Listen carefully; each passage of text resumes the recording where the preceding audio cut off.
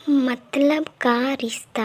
एक भाई ने अपनी बहन को क्यों आमंत्रित नहीं किया। एक गांव में एक बड़ा साहूकार रहता था। साहूकार बहुत पैसे वाला था। आसपास के कई गांव में उसका बड़ा नाम था। लेकिन इस साहूकार को अपने पैसे का, अपने रुतबे का और अपने नाम का बड़ा ही घमंड था। वह अपने नाम को बनाए रखने के लिए बहुत ज़्यादा सोचता था और बिना किसी के भावनाओं की कद्र किए वो सब करता था जो उसे लगता था कि करना चाहिए। साहूकार को कई सालों बाद एक संतान प्राप्ति हुई थी। साहूकार ने अपनी इस खुशी को मनाने के लिए अपने घर पर एक बहुत बड़ा कार्यक्रम रखा, जिसमें उसने आसपास के गांव के सभी श्रीमंत लोगों को और सिर्फ ऐसे रिश्तेदारों को जो पैसे वाले थे बुलाया था। पास के ही गांव में साहूकार की खुद की सगी बहन भी रहती थी। क्योंकि इन दिनों उसकी आर्थिक परिस्थिति कुछ अच्छी नहीं थी, इसीलिए उसने अपनी बहन को तक इस कार्यक्रम में नहीं बुलाया। साहूकार ने जिस कार्यक्रम का आयोजन किया था वह इतना भव्य था और इसके अलावा उसमें इतने प्रसिद्ध और श्रीमंत लोग आने वाले थे कि इस कार्यक्रम की चर्चाएं हर गांव में होने लगी। यह खबर उस साहूकार की बहन तक भी पहुंच गई। बहन को यह जानकर बहुत ज़्यादा खुशी हुई कि इतने सालों बाद उसके भाई को आखिरकार संतान सुख प्राप्त हो ही गया। बहन ने सोचा कि भाई गलती से उसे इस बारे में बताना भूल गया होगा और अपनों को भला कोई न्योता देता है। भोली बहन ने अपने भाई के यहाँ उस कार्यक्रम में जाने की तैयारियाँ शुरू कर दी। जिस दिन यह कार्यक्रम था उस दिन बहन सुबह सुबह ही अपने भाई के घर जाने के लिए निकल पड़ी। रास्ते में अपने पुराने मैले कपड़े देखकर उसे ख्याल आया कि अगर किसी और के घर जाना होता तो मैं ऐसे कपड़े में जाने की सोचती भी, लेकिन मैं तो मेरे अपने घर, मेरे मायके जा रही हूँ। वहाँ मुझे ये सब सोचने की कोई ज़रूरत नहीं है। जैसे ही वह अपने मायके पहुँची, वहाँ का भव्य आयोजन देखकर वह बहुत खुश हो गई और उसे अपने भाई पर बहुत गर्व हुआ।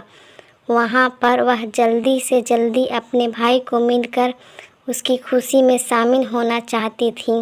वह तुरंत सीढ़ियाँ चढ़कर घर के अंदर प्रवेश कर गई। उसने देखा कि उसका भाई मेहमानों के तौर पर आए सभी धनाढ़ और नामी लोगों का स्वागत करने में व्यस्त है। बहन जैसे ही अपने भाई की तरफ उससे मिलने के लिए बढ़ी, उसके भाई की नज़रें उस पर पड़ गई और अपनी बहन को ऐसे मैले पुराने कपड़ों में देखकर भाई ने उससे मिलना तो दूर बल्कि तुरंत बहाना बनाकर वहाँ से निकल गया। बहन ने सोचा, इतने लोग में बेचारा अकेला भाई क्या क्या करे। ज़रूर उसे कुछ काम याद आया होगा, इसीलिए वहाँ से चला गया होगा। बहन बाद में अपनी भाभी से मिलने गई। भाभी ने उसका स्वागत किया और उसे खाना खाने के लिए आग्रह किया। बहन ने सोचा, ठीक है, पहले खाना खा लेती हूँ, फिर बाद में आराम से भाई से मिल लूँगी। बहन खाना खाने के लिए पंगत में बैठी। साहूकार भाई ने देखा कि अपने सभी धनवान मेहमानों के बीच उसकी गरीब बहन बैठी हुई है। सभी कीमती पोशाक पहने लोग के बीच उसकी बहन जो पुराने मैले कपड़े पहनकर बैठी थी, यह साहूकार से देखा नहीं गया। उसने अपनी बहन को अपने पास बुलवाया, भला बुरा सुनाया और वहाँ से जाने के लिए बोला। बहन ने अपने सपने में भी नहीं सोचा था कि उसके साथ कभी ऐसा व्यवहार भी हो सकता है, और वह भी उसके खुद के मायके में। अपना अपमान होने के बाद बहन तुरंत अपने घर ससुराल जाने के लिए चल पड़ी। बहन इस बात को पचा ही नहीं पा रही थी कि उसके अपने भाई ने उसके साथ इतना बुरा व्यवहार किया। उसकी आंखों में आंसू नहीं थम रहे थे। रास्ते में उसे अपनी पुरानी दोस्त मिली। उस दोस्त ने उसे रोने का कारण पूछा। हालांकि बहन उसे कुछ भी नहीं बताना चाहती थी, लेकिन दोस्त के बार बार पूछने पर उसने उसके साथ हुई सारी घटना उसे बता दी। उसकी दोस्त एक समझदार महिला थी और काफ़ी प्रैक्टिकल सोचने वाली थी। उसने कहा, अगर तुम मेरी बात मानो तो एक दिन तुम्हारा भाई खुद तुम्हें अपने यहाँ बुलाएगा और तुझसे माफ़ी भी मांगेगा। बहन ने उसे कहा कि मैं तुम्हारी हर बात मानूंगी, बताओ मुझे क्या करना होगा। दोस्त ने कहा कि तुम इस अपमान को, इस दुख को एक दिशा दे दो और कोई गृह उद्योग शुरू कर दो। उसमें इतनी मेहनत करो कि उस काम में तुमसे अच्छा कोई भी ना हो। बहन को अपने दोस्त की बात सही लगी। उसने घर पहुंचकर अपने आंसू पोंछकर उसी दिन से एक गृह उद्योग शुरू किया।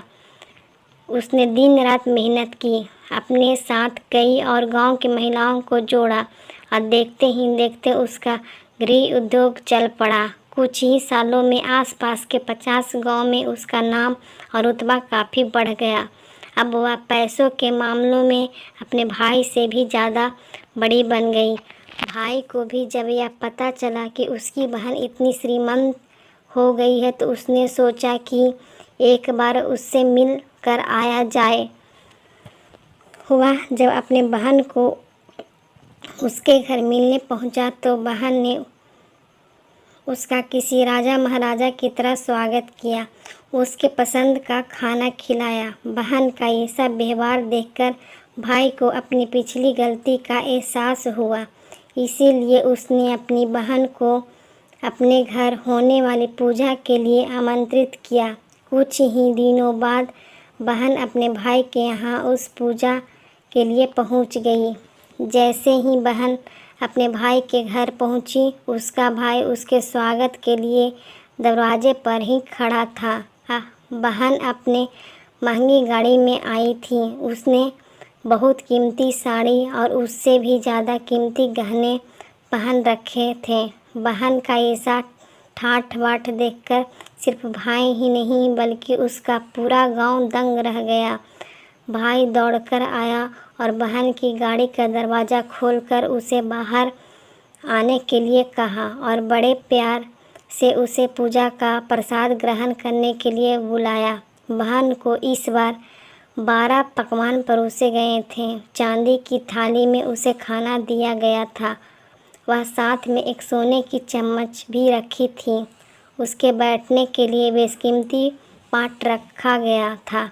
बहन को यह सब देखकर उसके वह पुराने दिन याद आ गए जब भाई ने उसे बिना खाना खिलाए ही भला बुरा कहकर वापस लौटा दिया था। बहन खाना खाने के लिए तो नहीं बैठी, लेकिन उसने अपने सारे कीमती गहने और जेवर उतार कर उस थाली के सामने रख दिए और खाने में से कुछ निवाले उन गहनों और जेवर पर रख दिए। बहन का ऐसा व्यवहार देखकर सभी हैरान थे। किसी को नहीं समझ आ रहा था कि बहन ऐसा क्यों कर रही है। आखिरकार वह क्यों उन गहनों और जेवरों को क्यों खाना खिला रही है। जब सभी ने उससे पूछा कि वह ऐसा कैसे कर सकती है, तब बहन ने सबके सामने बताया कि आज जो उसका इतना मान सम्मान हो रहा है वह दरअसल उसका नहीं, उसके इन्हीं कीमती गहने जेवर और कपड़े का हो रहा है, क्योंकि मैं तो अभी भी वही पुरानी साहूकार की बहन ही हूँ। अगर कुछ बदला है तो वह मेरी परिस्थिति है, मेरे कपड़े और गहने हैं। भाई ने अपनी गलती का एहसास होने पर इस बार अपनी बहन के पैर पकड़कर माफ़ी मांगी। बहन जो पहले भी अपने भाई से निस्वार्थ प्रेम करती थी, उसने अपने भाई को माफ़ कर दिया और उसे गले से लगा लिया। दोस्तों, पैसे सिर्फ हमारे जीवन को सरल बनाने के लिए हैं, जबकि रिश्ते जीवन में मिले किसी वरदान की तरह हैं। अगर उन्हें सच्चे मन से और निस्वार्थ भाव से निभाया जाए, पैसे खर्च हो जाएं तो आप बाद में भी कमा सकते हैं, मगर रिश्ते खर्च हो जाएं, टूट जाएं तो दुनिया का सारा धन भी आपको उन्हें वापस नहीं दिला सकता। गाइज अगर कहानी पसंद आई हो तो please like subscribe and share करें। Thank you for watching.